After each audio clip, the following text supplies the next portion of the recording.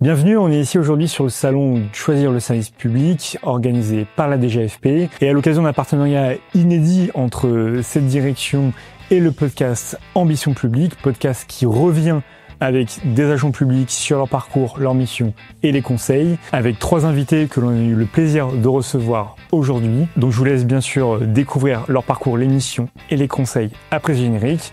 N'oubliez pas de vous abonner bien sûr pour rester au courant des derniers épisodes.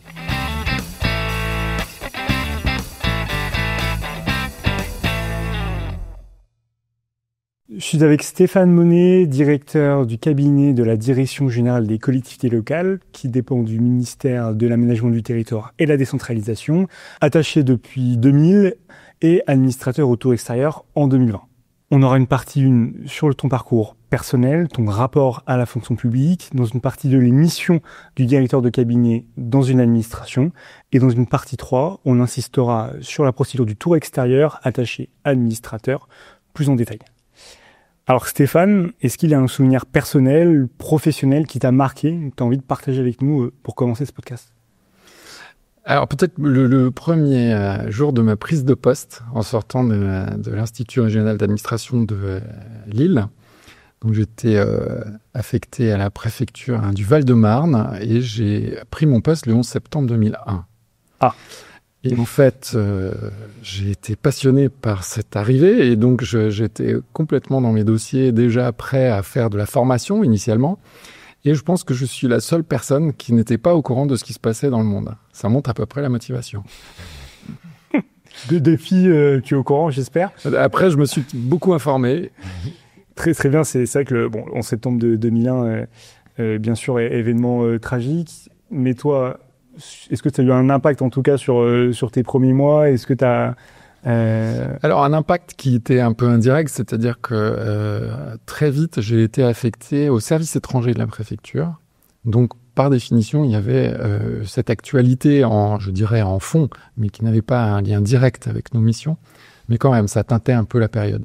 Bien sûr. Alors quand tu décides de passer les concours de la fonction publique, de devenir attaché, est-ce que, alors peut-être déjà revenir un petit peu avant, mais aussi est-ce que tu souhaitais ces questions de régalien, ces questions de sécurité en territoire, en préfecture ? Alors, j'ai un parcours un peu atypique. C'est-à-dire que j'ai fait des études qui me prédestinaient à ce type de concours. Donc, j'ai fait Sciences Po Lyon, j'ai fait une prépa à Sciences Po Paris, une maîtrise de sciences politiques à la Sorbonne, voilà. Mais à l'issue des études, déjà, j'ai pas réussi les concours que je voulais. Premier enseignement, on ne lâche rien. Et je te rassure, ça concerne beaucoup de personnes. Voilà, c'est ça qui est intéressant.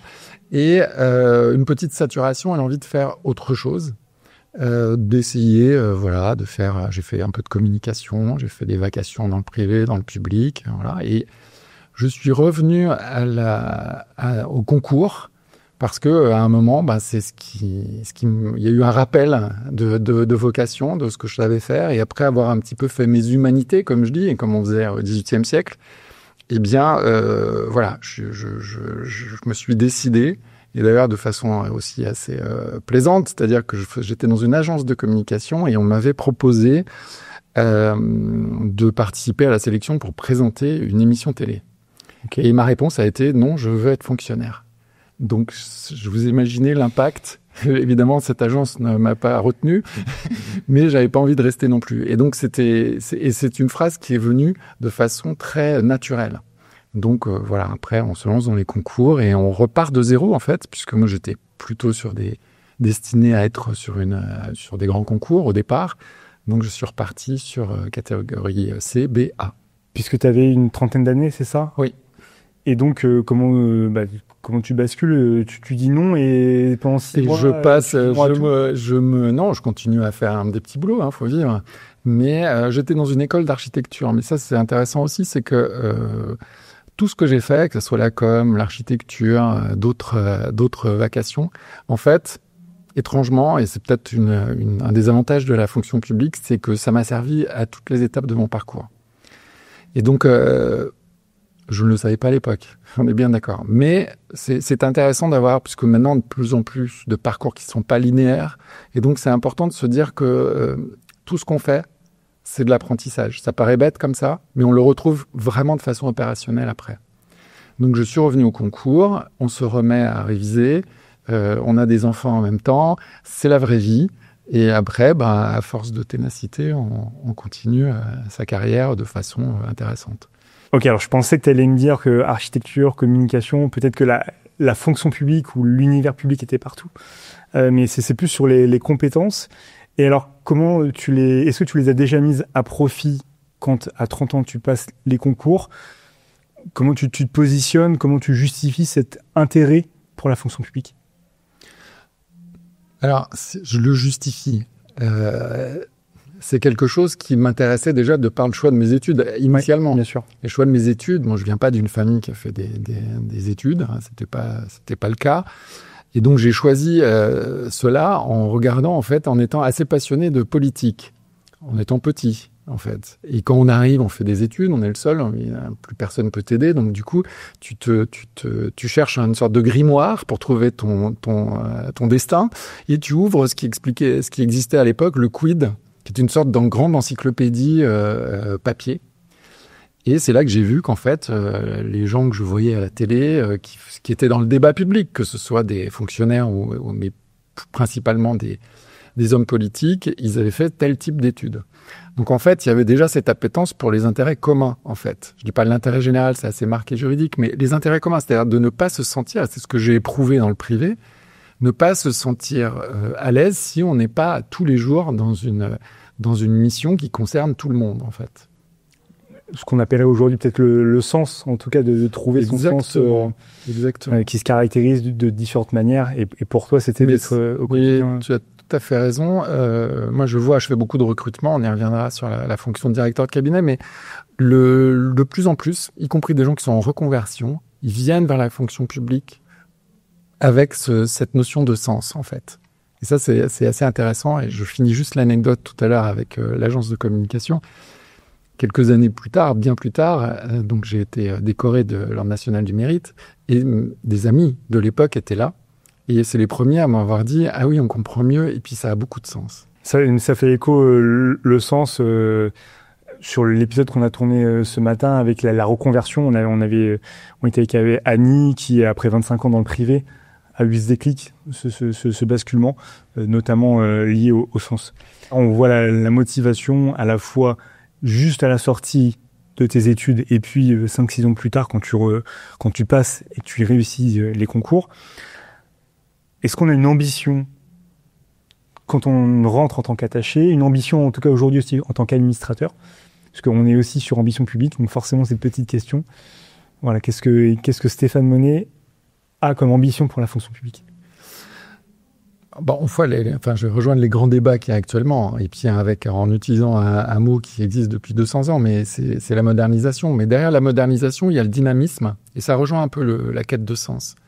C'est pas la modernisation au sens où on plaque des choses, où on vient, comme on l'a fait pendant des années, essayer de s'inspirer de méthodes extérieures. Il s'agit de retrouver le sens en nous-mêmes, dans la fonction publique, avec son ADN. Et on a de forts leviers pour ça. Donc moi, mon ambition, c'est qu'on revienne, on se recentre, en fait. Et on le fait depuis déjà un certain temps. C'est quelque chose mais qu'on retrouve nos compétences, qu'on retrouve nos ambitions propres, et qu'on les prenne pas ailleurs, dans des modèles, que ce soit dans le privé, tout ça. Ça veut pas dire qu'il faut créer une frontière. Il y a une irrigation qui est nécessaire. Par contre, on a trop délaissé les forces vives que sont les fonctionnaires pour eux-mêmes définir l'ambition qu'ils ont pour la fonction publique, avec les politiques, évidemment. Et en ce moment, on a des leviers qui sont très intéressants et qui amènent d'autres questions. Évidemment, c'est l'intelligence artificielle, enfin tout ce dont on doit se saisir. Et cette fois-ci, assez tôt, pas comme on le fait ou comme on l'a fait auparavant, assez tard, ce qui fait qu'on court après des modèles. Donc il faut vraiment avoir cette capacité à se saisir des sujets, les expérimenter, et en sortant d'une forme de défiance vis-à-vis de soi-même qui a été cultivée par le fait il y a eu un langage anti-État qui a été très très fort pendant longtemps. Il y a des caricatures des fonctionnaires qui demeurent. Je reviendrai là sur un exemple, mais voilà, ça existe, c'est comme ça, c'est dans le paysage. Mais on a montré que justement, et je reprends juste le Covid, on a montré que voilà, La France peut tenir par ses fonctionnaires dans une période de crise, mais elle peut tenir aussi par ses fonctionnaires dans une période justement pour construire l'avenir. Modernisation, saisir les outils, notamment l'intelligence artificielle. On verra un peu dans cette deuxième partie sur tes missions, comment en tant que directeur de cabinet aussi tu mets en œuvre. Pour terminer la séquence sur ton parcours, l'ambition pour la fonction publique, un objet, une œuvre d'art, un film, un livre qui représente pour toi ce qu'est la fonction publique, peut-être même la mission en tout cas de directeur de cabinet, peut-être. C'est difficile de la résumer à travers une œuvre d'art, mais je veux citer un exemple, mais qui est plutôt lié justement à la vocation et à la façon et à l'image, pour rester dans ce qu'on vient de se dire.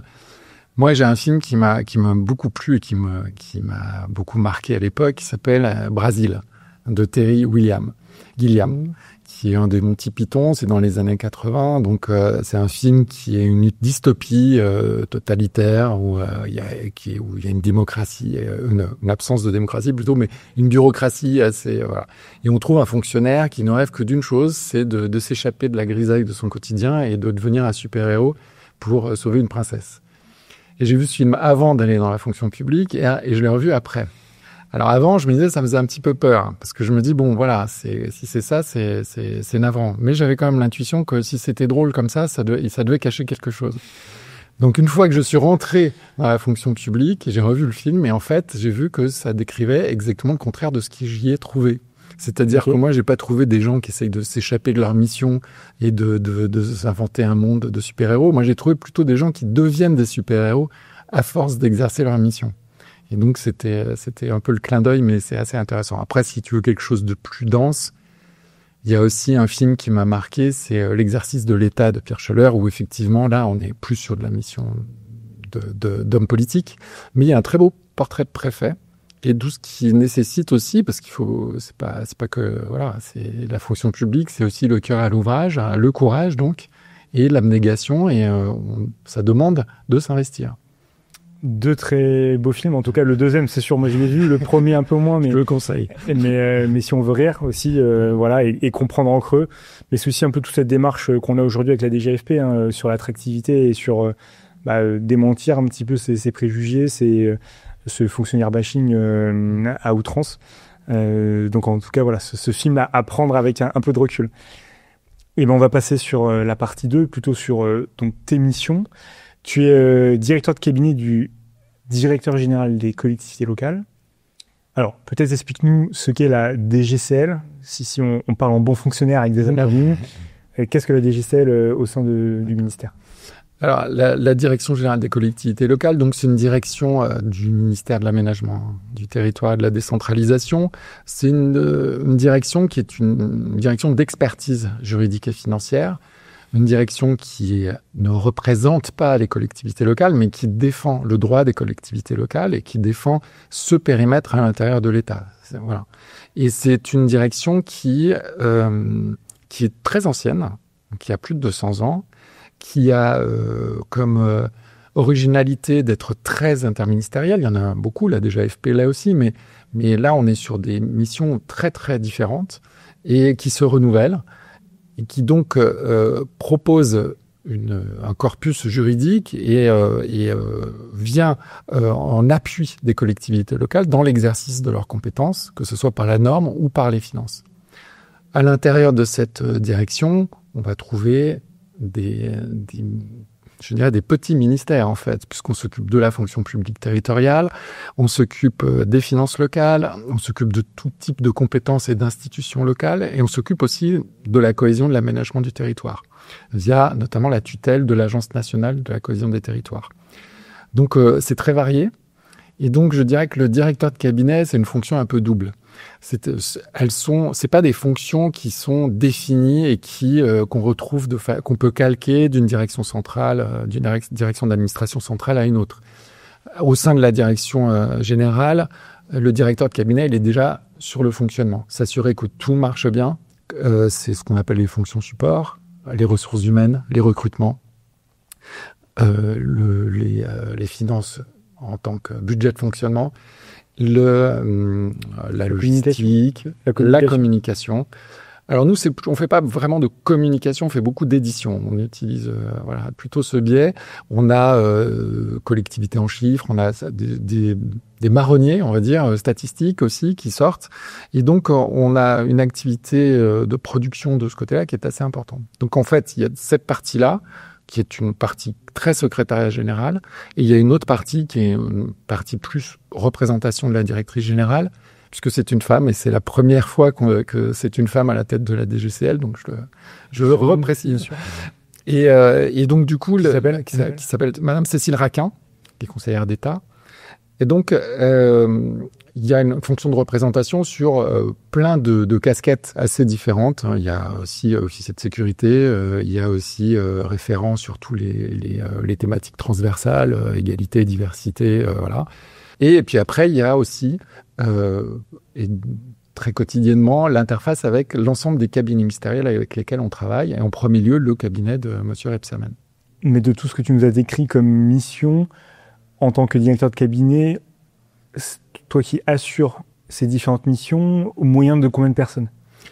Alors, c'est organisé très, très simplement. Moi, je supervise beaucoup. J'ai une chef de cabinet auquel est rattaché l'ensemble des pôles, les différents pôles dont j'ai parlé. On est une trentaine. Alors, ça paraît beaucoup, surtout dans une direction où on est à peu près 220. En fait, j'ai 2/3 des effectifs qui sont sur des fonctions support. Et là, on vient de créer, parce qu'on s'inscrit justement dans la modernisation dont je parlais tout à l'heure, cette fois-ci numérique, on a désiré structurer notre fonction numérique. Ça veut dire quoi ? Ça veut dire avoir une équipe qui gère la maîtrise d'ouvrage de nos systèmes d'information. Ces systèmes d'information, ils sont vraiment cruciaux. On a un système qui est connu dans les préfectures, qui s'appelle ACT, et qui a trait au contrôle de légalité. Et aussi, on a un système qui s'appelle Colbert, qui, lui, nous permet de calculer et de verser la dotation globale de fonctionnement. Donc, ce sont des choses... Donc, ce sont deux choses importantes. Oui. Voilà, deux. Et puis, à côté, il y a encore une dizaine de systèmes d'information. On ne le sait pas forcément intuitivement, mais la direction générale s'occupe du droit funéraire en France. Donc, on a un système d'information qui s'occupe de ça. Et divers, qu'on essaye de promouvoir, mais aussi de mieux encadrer, de mieux structurer, de mieux gérer, et d'être très, très attentif à notre patrimoine informatique. Donc, on a créé une équipe vraiment de spécialistes, et qui, du coup, occupe bien 10 personnes, parce que ce sont souvent des travaux, la maîtrise d'ouvrage, mais ça veut dire derrière ça conduire des projets, et conduire de projets avec notre direction de la transformation numérique au ministère de l'Intérieur, cette fois-ci. C'est long, c'est cher, donc le temps c'est de l'argent en gros, et donc il faut être très très vigilant là-dessus. Alors il faudrait que tu nous précises bien la maîtrise d'ouvrage pour être clair, mais sur les systèmes d'information, c'est que c'est un peu le nerf de la guerre, d'avoir des outils numériques performants, pas parfois modernes, parce qu'en réalité souvent on en parlait en partie une sur ces critiques, ces préjugés. Souvent la fonction publique utilise des outils développés en propre, mais qui ne rivalisent pas forcément avec ce qui se trouve sur le privé. En réalité, non, il y a des ministères qui sont montés en capacité là-dessus. On pourra penser par exemple au système d'information de dépistage qui a été fait pendant la crise sanitaire, qui est un pur produit État. Donc c'est vrai que ce que tu dis sur les 10 agents que tu as directement dans ton équipe, dans la mission numérique, c'est une importance cruciale pour la dotation globale de fonctionnement, pour oui, c'est quelque chose. C'est une aide. Attention, faut pas non plus. Il faut laisser le numérique à sa bonne place. Ça reste un outil, mais ce sont des outils effectivement dont on attend beaucoup pour simplifier, pas que le travail des agents, pour simplifier simplement l'exercice des missions. Et le simplifier aussi au travers des usagers. Alors nous, c'est plutôt les collectivités locales, mais qui sont pas vraiment des usagers, qui sont des bénéficiaires. Mais oui, c'est très important. Et comme tu disais, et ce que je disais aussi tout à l'heure, c'est-à-dire qu'il faut pas qu'on prenne le train en retard. Et donc nous, on essaye de rattraper un petit peu le passé, puisqu'on a des systèmes qui sont un petit peu qui nécessitent d'être complètement repensés.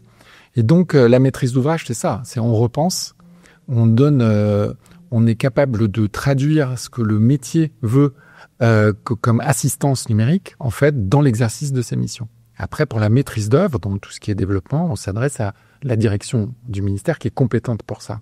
Mais nous, on a vraiment des gens qui sont capables d'analyser, de recéter, enfin toutes les process, voilà, tout le process, enfin de développement d'un SI.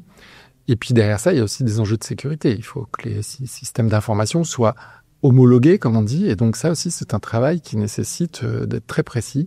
Et notamment, puisque on dépend du ministère de l'aménagement du territoire et de la décentralisation, mais on a des moyens qui viennent du ministère de l'Intérieur, notamment au ministère de l'Intérieur. Et alors, ton quotidien, on a bien vu l'organisation du cabinet, de la directrice de la DGCL. Peut-être voilà, nous expliquer une semaine type, voilà, les réunions du lundi, peut-être les visites de terrain, et aussi la petite nuance avec le cabinet ministériel, parce qu'on entend souvent parler aussi de directeur de cabinet pour un ministre. Voilà, c'est ces deux choses-là. Alors, je vais peut-être commencer par ça. Effectivement, le cabinet ministériel, ce sont des personnes qui travaillent au service de la définition politique des politiques publiques, au service du ministre. Donc, c'est vraiment l'extension politique du ministre. Il n'y a pas, et c'est aussi le service qui va être en contact avec les administrations, qui va être nourri par les administrations. Vous avez des conseillers qui vont traduire ce que les administrations proposent ou quand elles répondent aux commandes du cabinet. Donc voilà, c'est vraiment la cheville ouvrière du ministre. Le directeur de cabinet en administration centrale, c'est un cabinet au sens organisation de la structure, mais ça, c'est une fonction administrative, elle n'est pas politique. Pour ce qui est du quotidien, alors bon, le quotidien, il commence le lundi par un comité de direction où on prend un peu le programme de la semaine, où on fait le bilan de la semaine qui s'est écoulée.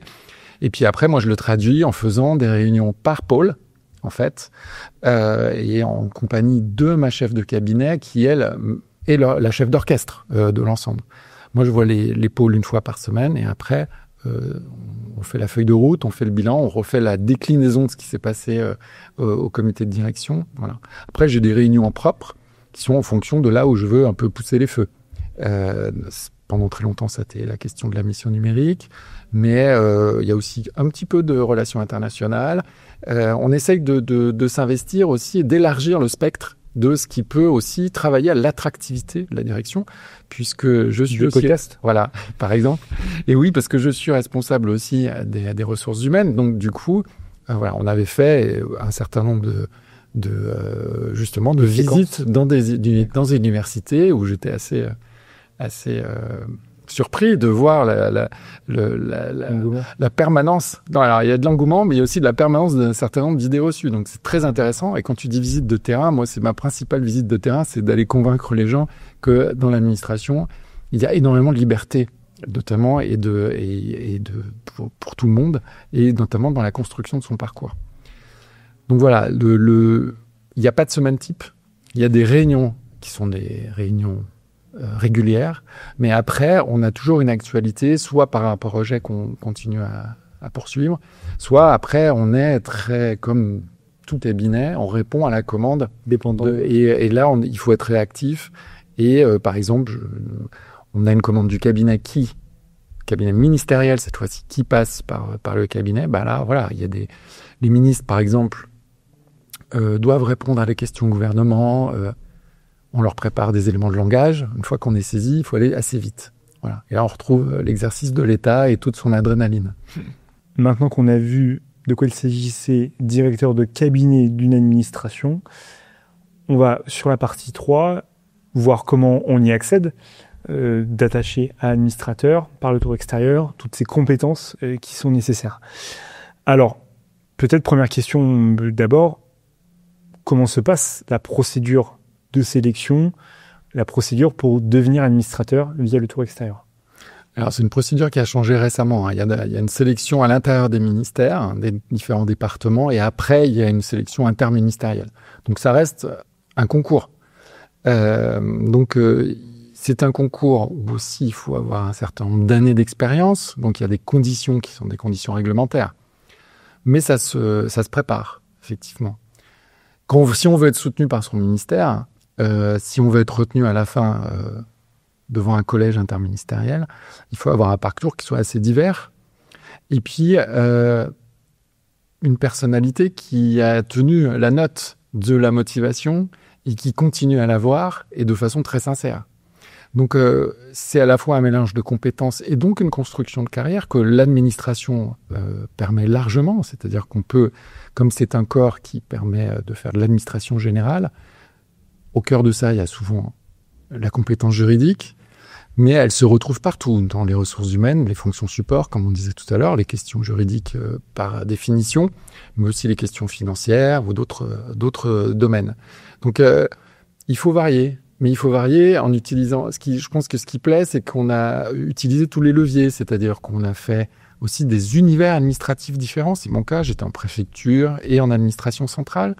Il faut avoir vu aussi, et ce n'est pas mon cas, donc je le dis plus aisément, peut-être différents ministères aussi. Moi, je suis un pur produit du ministère de l'Intérieur depuis très longtemps, mais comme on en a parlé, j'avais une vie avant. Donc, elle a nourri aussi... Et elle a fait cette forme de spectre un peu plus large d'expérience. Donc il faut réfléchir à sa carrière et que ça soit une carrière ascendante. C'est un peu ça la traduction de sa motivation. Il faut être ambitieux dans sa carrière. Ça veut pas dire que voilà, c'est simplement que ça donne un sens et ça donne aussi une façon de se définir et de savoir exactement ce dont on est capable. Et après, c'est sous le regard des autres et avec des résultats. Et donc, c'est quand même une stratégie avec des postes, mais souvent les ministères accompagnent et proposent même des gens qui ont un potentiel. Mais tout le monde a vocation à avoir sa chance dans ce trajet à partir du moment où on a joué le jeu.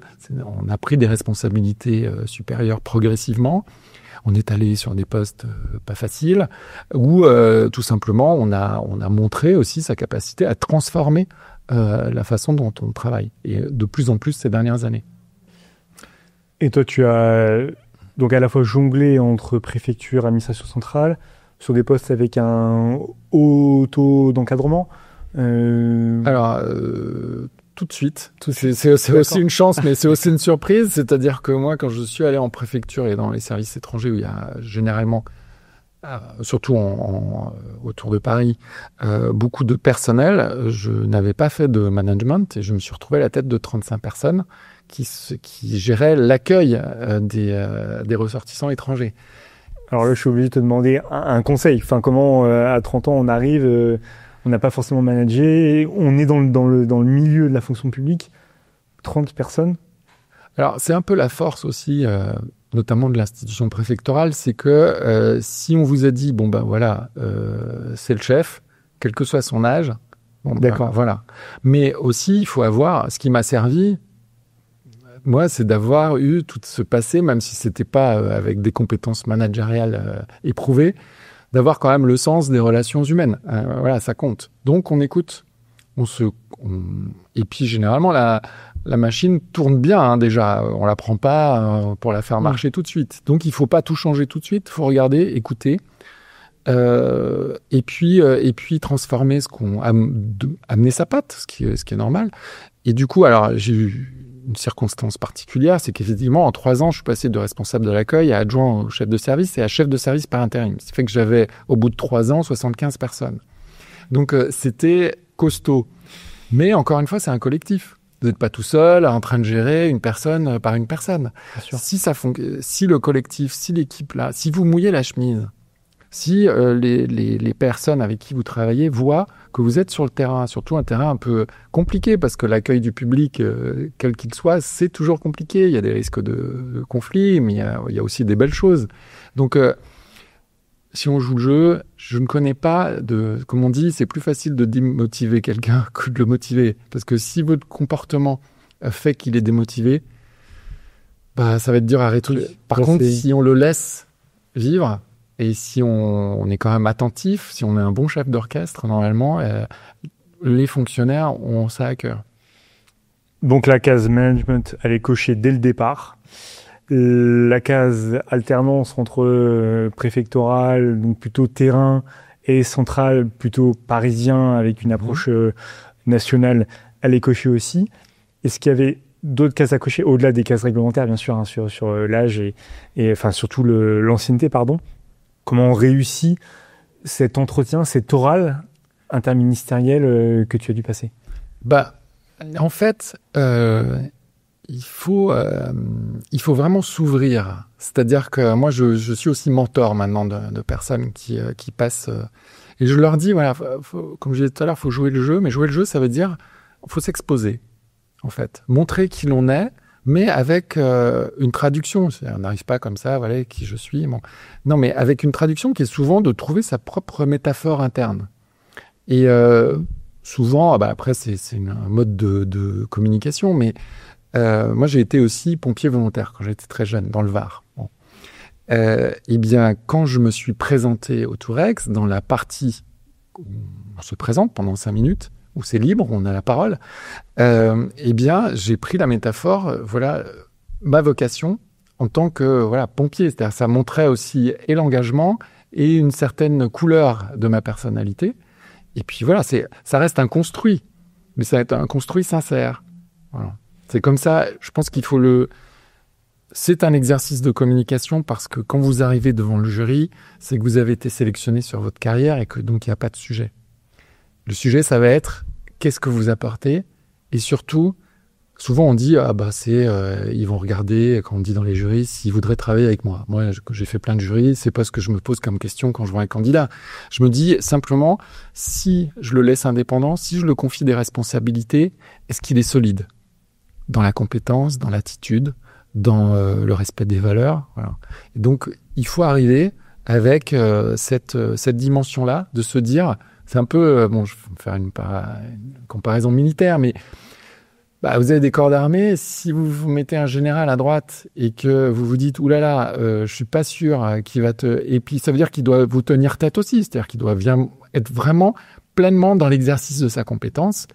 Et si vous transmettez cette confiance, il n'y a pas de sujet. Le reste, vous l'avez. Mais encore une fois, il faut le construire.